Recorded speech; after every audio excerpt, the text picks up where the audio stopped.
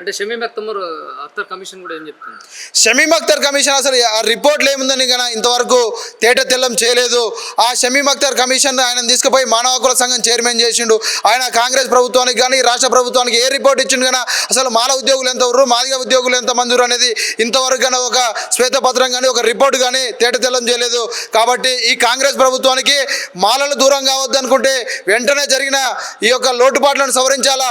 మాదిగలు మందకృష్ణ మాదిగ ముమ్మాటికి మీరు మాదిగలు ఎక్కడ ఉన్నా కూడా బీజేపీ పార్టీకి ఓటేయమని బహిరంగంగానే ప్రకటించిండు. కాబట్టి ఈ కాంగ్రెస్ ప్రభుత్వం మీరు గమనించి మాలలకు అన్యాయం చేయకండి, మాలల కళ్ళల్లో కారం కొట్టకండి. మాల విద్యార్థులకు తీవ్ర నష్టం జరుగుతుంది. ఇప్పటికైనా అసలు ఏ ఉద్యోగ నోటిఫికేషన్లో కన్నా పదుల సంఖ్యలోనే ఉంటున్నాయి. కాబట్టి డబల్ డిజిట్ దాటే పద్ధతి లేదు. కాబట్టి మాలలకు ఒక్క ఉద్యోగం వచ్చేది లేదు. వెంటనే కాంగ్రెస్ ప్రభుత్వం మేము బల్లగుద్ది అడుగుతున్నాం. కాంగ్రెస్ పార్టీకి మాలలు దూరం కావద్దు అనుకుంటే వెంటనే ఈ రోస్టర్ విధానంలో మార్పు చేయాల్సిందిగా మేము కాంగ్రెస్ ప్రభుత్వాన్ని కోరుతున్నాం. అంటే మాల సామాజిక వర్గానికి చెందిన మంత్రులు ఉన్నారు, డిప్యూటీ సీఎం కూడా ఉన్నారు. అయితే వీళ్ళు ఏమంటున్నారు? వీళ్ళ దృష్టికి ఏమైనా తీసుకుపోయారా? మేము మొదటి నుంచి కూడా మాల విద్యార్థులుగా మాల సంఘాల నాయకులుగా మేము మొదటి నుంచి కాంగ్రెస్ ప్రభుత్వాన్ని కోరుతూనే ఉన్నాం. వినతి పత్రాల్లో కానీ బహిరంగ సభ నుంచి కానీ వర్గీకరణ చేసినా కానీ మా యొక్క మేధావులు కానీ చేసినా కానీ ఎవరికి నష్టం జరగకుండా జనాభా ఎంత ఉంది ఇంపరికల్ డాటా తీయాలా.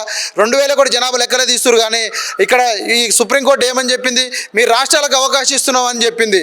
కానీ అసలు ఎలాంటి కులగణన లేదు. కొంత కులాలు కన్నా అసలు మేము మాల ఉపకులాలని కానీ ఆ డాటాలో కానీ లేదు.